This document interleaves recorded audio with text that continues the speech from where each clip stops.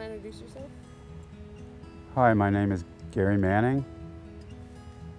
And this is your farm. This is my farm. All right.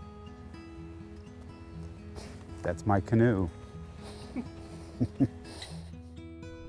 The first time I went to school was in Ohio. And I don't know, I wanted to,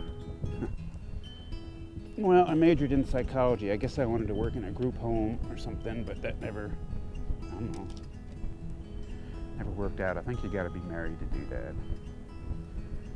Other than that, I really didn't, I just didn't know. I mean, I always liked science and stuff, but I couldn't see myself, back then I couldn't see myself with a career in science. Now it would be different, but anyway.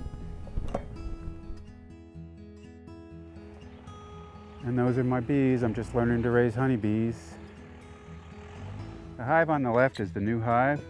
I got that this year. So it started as something called a nucleus, which is 4 frames of bees, basically, plus the queen. So there's 4 frames of bees. I don't know, it's like 3,000 bees or something like that. I'm not real good in my numbers. Anyway, it's the starter core for a hive. There's 2 of the big boxes down the bottom. That's the brood nest. That's where the queen rears all the young, and the bees store some honey and some pollen down there too. But that's where the queen hangs out. They got to either have honey or sugar water for food, or they die. It's not late enough in the year, I think, to where there's a honey flow is the term for it. So unless they have honey stores, you got to feed them. Bees are really interesting. They had a thing on NPR this morning about if they swarm in, usually it's May or June. I think there's too many for the hive. They leave the hive as a big group, and they land, and I guess they're real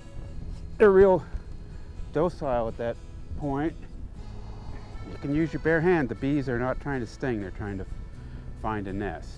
Anyway, I'm allergic to bee stings now, so I won't be using my bare hands, but knowing that they're docile when they're in that mode, I guess, looking for a new home, would make it easier to remain calm because you got the science on your side, right? So they got these 300 or 500 scout bees scouting for a new place, and when they find something, they come back and they do a dance which says the direction and the distance.